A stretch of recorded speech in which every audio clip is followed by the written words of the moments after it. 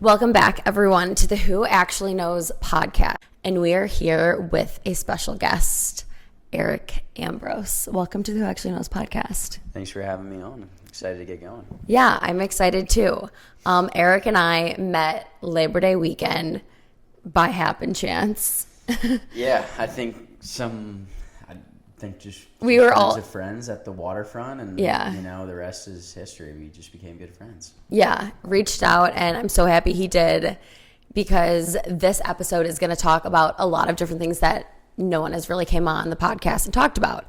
Not only does he have his own brand, which we will get into, but he's going to talk about the LA scene, a little bit of dating, and honestly, I think we're just genuinely going to get to know who you are in the most authentic way. And I'm very excited. Let's do it. Let's do it. So can you give the listeners just a little bit of a background? Who are you? Where are you from? Mm-hmm. So I'm from Manhattan Beach, California.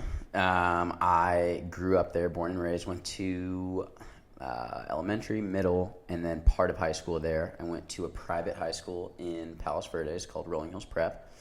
And then I went to Arizona State for college. I came right back after college and jumped right into the real estate world.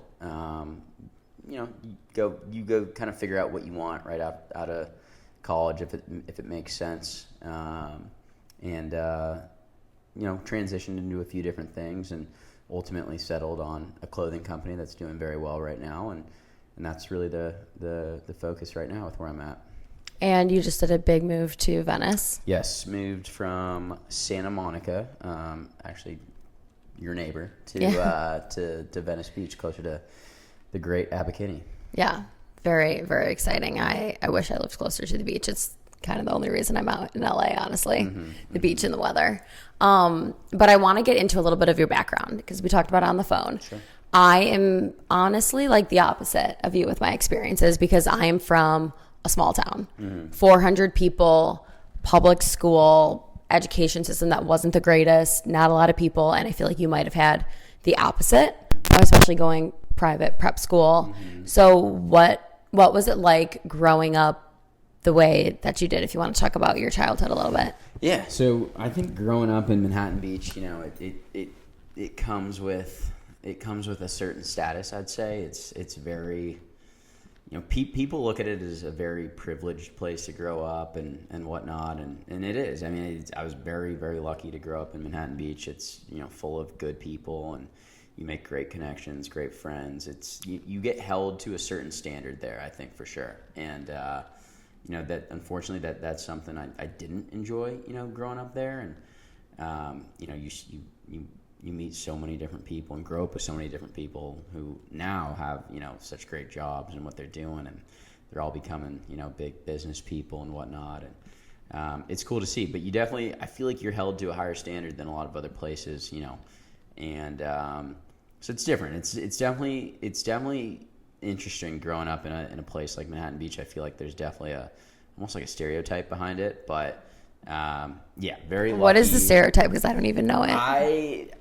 Whenever someone asks me where I'm from and I say Manhattan Beach, they go, "Oh, you're one of those people," and I'm like, "What does that mean?" And it's just I know what it means, but it's like to other people, it's almost like they look at you as some spoiled rich kid when it's I don't know, it's changed a lot, but unfortunately that is the stereotype that kind of goes around. And so then when you came to LA, did you try to get rid of that stereotype, or what was that like? Yeah, I've never really been a person to really show off any kind of money. I don't wear designer things. I don't, despite having my own clothing brand, I'm not a big designer kind of guy. I don't drive a super nice car. It's just not really who I am.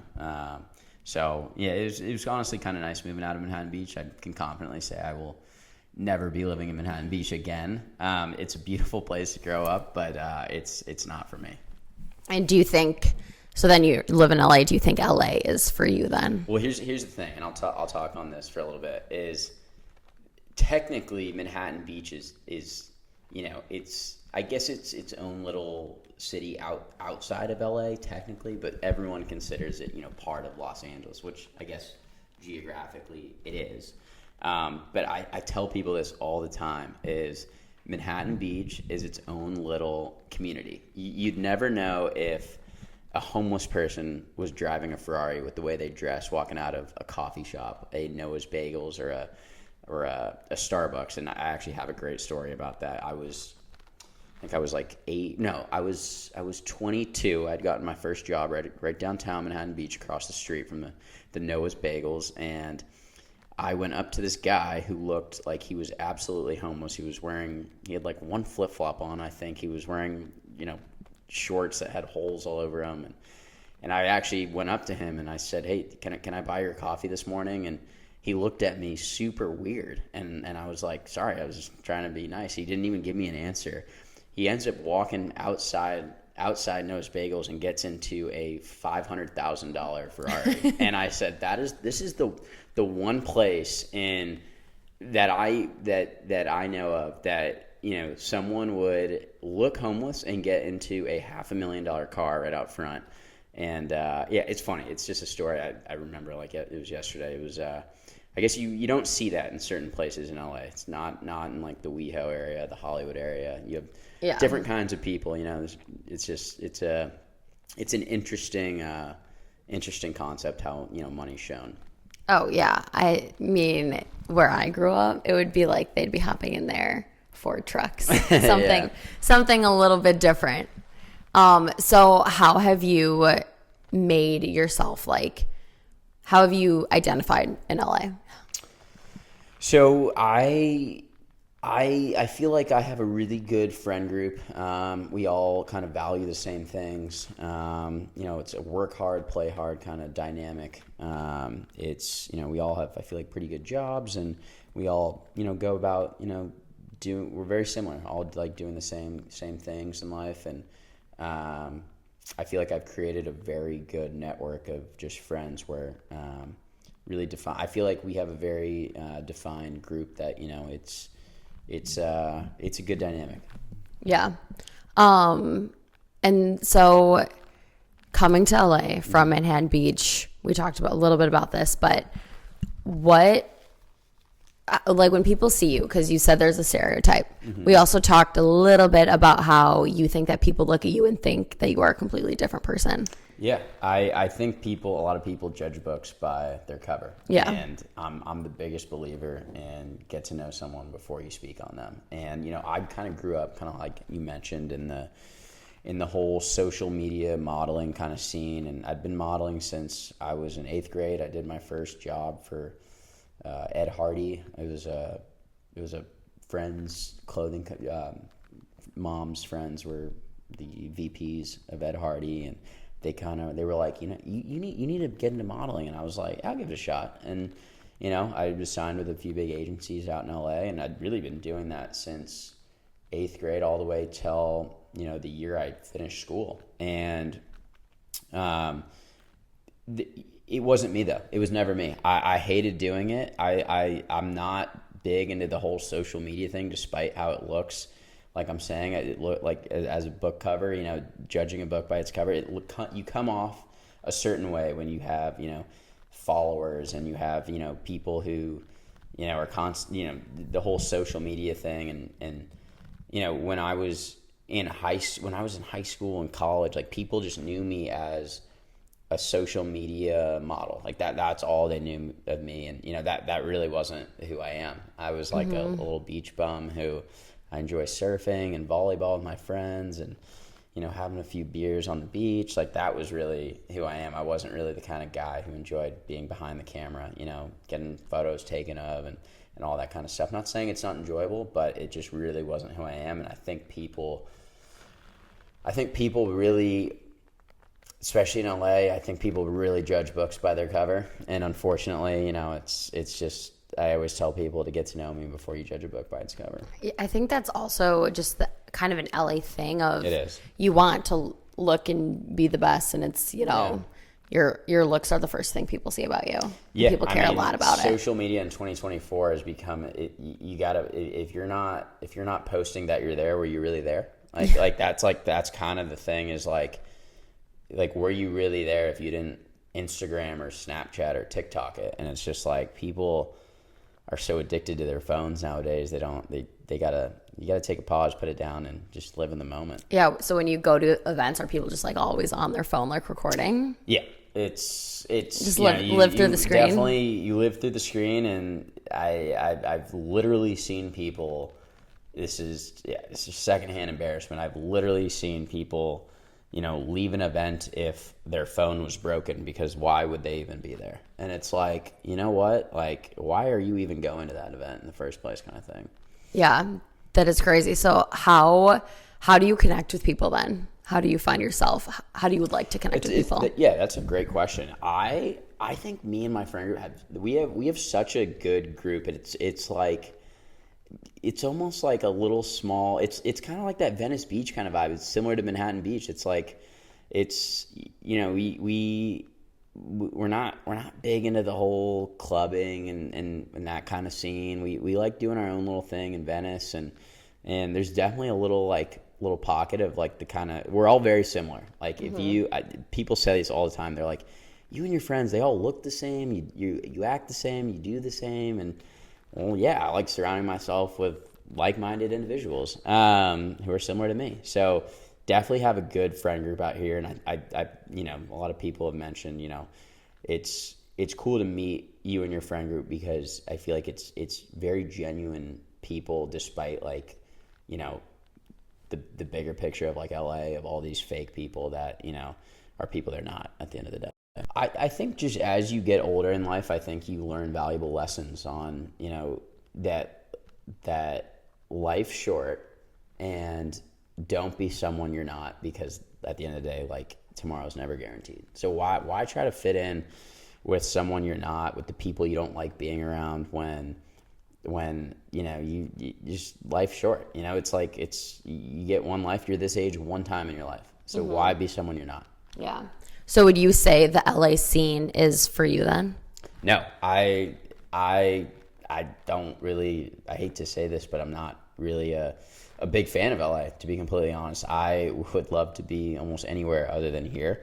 I'm here because I work here, and I have, I'm close with my family, and I talk to my mom and dad every day, and they're primarily here. My mom bounces around a little bit to between here and Idaho, but here for the most part. And it's nice to be close to my family as they get older, and you certainly start to value their time more. And but no, I'm not a fan of LA. I hate, honestly, almost every part about it except the weather and the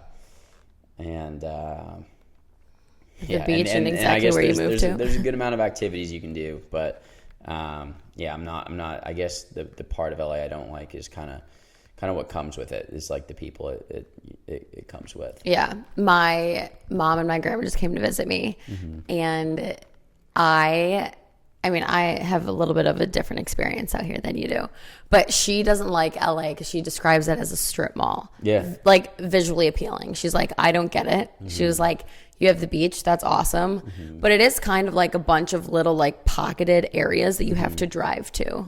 And each have like their own personality. Like Venice to West Hollywood to Beverly Hills, I feel like are all a different personality. It's funny because they're all literally within a mile or two of each other. I can get from Venice to Hollywood within a few miles. That might take an hour or two, but it's only a few miles. And it's crazy how different people are in like different cities. It's like, it's cool to see, honestly. It's unique. But it's, every city has its own little vibe. So it is kind of cool in that sense, because when I travel a lot and go to other places, it's all the same. It's all the same. I've been to Texas, I feel like, a bunch of times, and different parts. I've been to Dallas, been to Austin, been to Houston, and I feel like it's all kind of the same. But here, it's like, it's so different. It's so different. You go down the coast in Newport to Laguna Beach, and it's like you don't even think you're in LA. You don't even think you're like within 20 miles of LA anymore. Yeah. And that's how I feel when I go to Silver Lake. I'll go to Silver Lake and I'm like, wait, is this LA? I don't feel like it is. I was talking with someone and they're like, yeah, if you're dating someone in Silver Lake or East Hollywood and you're from the West Side, it's like a long distance relationship. Yeah, it's a good way of looking at it. Yeah, which is the next pivot into dating in LA. Mm-hmm. What is your experience like with dating in LA? Because I moved here with a serious boyfriend, so I don't know if I fully know the scene. I've never dated a girl who's from LA. I've been in, I'd say, I think about 4 serious relationships in my life, and not one of them was from LA. The dating scene is, it is what you make of it. Honestly, you attract what you put out, and it's hard to date here. I mean, one place that, I don't think anyone's in a rush to get into a relationship here, which is why I think LA is not really the place to be in the dating scene. If you're looking for a long-term relationship and,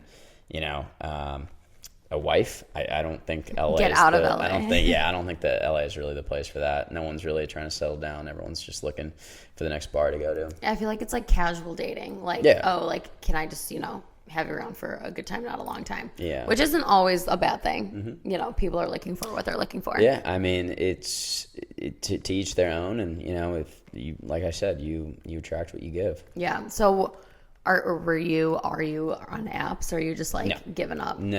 I'm on no apps. 0. Right now, I'm kind of just focusing on myself, on St. Shade, and prioritizing my health and just doing the things that make me happy at the end of the day. I said, life's short, and, there's no time to waste on doing anything that doesn't make you happy. Yeah. And so you're really prioritizing the brand, which I'm excited to get into. Putting all the extra time into St. Shade. And there's not a lot of time. No. When you work a regular job and then you're trying to start something, you get very limited hours to do it. However, I started this brand with two of my best friends who it makes it more fun. It makes it easier. It's not, not everything is on you. If one person can't do something one day, you got another person who, hopefully has some time to do that. It just makes things easier and more fun, more enjoyable. Oh, yeah, definitely. Especially the way you talk about your friends. You talk so highly of them, and you guys are so close. Yeah. So it probably just makes the whole entire process just a little bit better. I would do anything for the 2 guys I started this brand with, and that will never change. That's amazing. So St. Shade, what was your inspiration for the brand? Yeah, so I wanted a brand that really was how do I say this? What's the word I'm looking for? A representation of me, and what everyone always asks me, why St. Shade? What does it mean? What is it? Honestly, we came up with this brand. We felt that we all, this was kind of the way we grew up. It's kind of the stuff we like to wear. It's almost like a lifestyle. Like you're wearing a lifestyle. Mm-hmm. When you wear St. Shade, it's like it's the lifestyle it comes with, which is, it's living your life to the best of your ability. And, it's been going great. We sold out of our entire pre-sale collection. We're getting close to selling out of our collection number 1 and getting ready for collection number 2. And it's been hard, but it's been the most enjoyable time of my life. I think this has been the best year of my life. That's awesome. And when did you launch? So we launched officially about 3 months ago now. And we sold out of all pre-sale very quick. We had some hype going into it. We had a runway show and another event that kind of created a little bit of hype around the LA area. We're a luxury LA streetwear brand is kind of the way we like to look at it. Okay. And we created this great hype with some of the events. And so we sold out of all pre-sale and getting ready close to, finishing collection number 1. That's awesome. And so when you're creating the designs and the logos, are those your ideas, a collective of all so we design all our own stuff. There's a team of 3 of us on the back end. There's about 5 of us right now, but there's 3 of us, kind of designing everything, and we manufacture in LA, so everything is higher quality. It's good stuff. It's it's stuff, hopefully that stays in your closet for forever. And I can't wait to honestly bring out future collections and what we have in the pipeline, because it's so exciting. Yeah, it is so exciting. And it looks like vintage luxury. Yeah. So, the hat's right in front, which so we kind of go for, that luxury LA streetwear kind of brand. It's kind of similar to a Kith, an Ame, a Siegelman Stable kind of vibe. Those are, similar brands. And, we like to think of ourselves as like the West Coast kind of brand of West Coast kind of version of those kind of brands. Did you know that you always wanted to get into owning your own brand in the clothing industry? Yeah, I actually, funny enough, I thought of this name in high school, and I started brainstorming in high school, and I always was waiting for the right time. And I think people are put into your life at certain times to make things achievable. And the two people that were put in my life, Tal, I met him about 3.5 years ago now. And then Austin, I've been very close with for, I want to say like 6-7 years now. Certain people are put in your life at the right time. And I think it was kind of a calling that we wanted to start this. And we all have, specific roles in what we do. And it couldn't be better right now. That's awesome. So what are some big goals for you for this year with the company? Yeah. So, some goals we have, right? The current goals are finish up collection number 1. So we're almost done selling that out. And once we do that, we'll start selling collection number 2. It's already designed and ready to go. We'll be releasing those probably in the next month and a half. We kind of have some things coming. Definitely go check out the Instagram page at Saint Shade LA. It's got some new stuff on there and kind of represents the vibe of who we are and what we got going. And So you are 28 right now? 28. Okay. So for people who are listening, like in their 20s, I feel like I'm going to assume, maybe correct me if I'm wrong, but was there a time where in your like maybe early 20s, mid 20s, you were like, what is my next step? Like, what am I doing? I feel like I get that happens, more than most people. I kind of get like, you kind of find like, hey, what's my purpose in life? And you kind of, you have certain things that come up like, I think everything happens for a reason. I'm such a believer in that. I think that everything happens for a reason at the right time. And God puts certain people and situations in your life at the right time. And everything's a learning curve. And it is what you make of it, too. It's I'm always a half glass full kind of person. And, certain things have happened in my past that's really changed my outlook and dynamic on life. But it's really what you make of it. And any bad situation, you can put your head down, you can cry and complain and ask like, why me? Or you can look at the bright side and try to find what's next in your life. But yeah, to answer your question, there's always been times where, more than one, just that I've trying to find a purpose of like what's next in my life. But I do feel like now everything's kind of coming together, and I'm really excited to see what the future has in store for me. Yeah, there's something that I've been talking about, and with my friends, my mom, who I call my mom like every day. She should literally be like my second therapist at this point. Thank God she doesn't charge. But I talk a lot about like victim mentality, which is kind of like what you were talking about of like things happen for you. They don't happen to you. But if you get that mind shift wrong and you're like, oh, all of these things are happening like to me, it's just a negative mindset. And all of a sudden you can spiral, especially in your young 20s when there's like, you have no idea what could happen or what could change or what could come. If you had to give people advice, and honestly, I feel like this whole podcast has been like a whole thing of advice. You've definitely seen and done a lot, and I can tell you have like good values and are a good person. But if you could give advice to people who are going through a time and they're like, what the hell am I doing? Like, why am I doing this? What is my purpose? What would you have? I would say to count your blessings. Know that someone would always want to be in the position you're in right now. And even when I was like going through my thing and my situation and and some of my down points in life is someone would always trade places with you. And I remember that. And like I heard that from someone one day, and it's never left me. It's someone would always trade places with you. So be grateful for what you have. Count your blessings. And it's that has stuck with me for forever. I heard that when I was like 21. I couldn't remember who told me that, but it has stuck with me every day. I've never heard that saying before. I really like it. Honestly, I think it was a quote. I scroll on Pinterest and I manifest things I want to get in life, and like I saw this quote and that was it.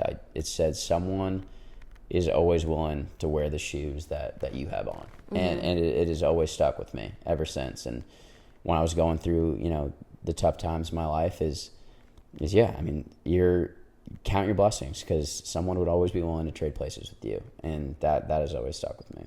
Yeah, that's awesome. Well, thank you so much for coming on. I wish nothing but the best for you. I hope big things for the brand. I feel like big things with the move are going to happen. It's a huge year, so thank you so much for coming on the podcast, being open and honest. For having me. Thank you for having me. Yeah, this was awesome. Tune in, you guys, next week, and we will chat on the Who Actually Knows podcast. Thanks for listening.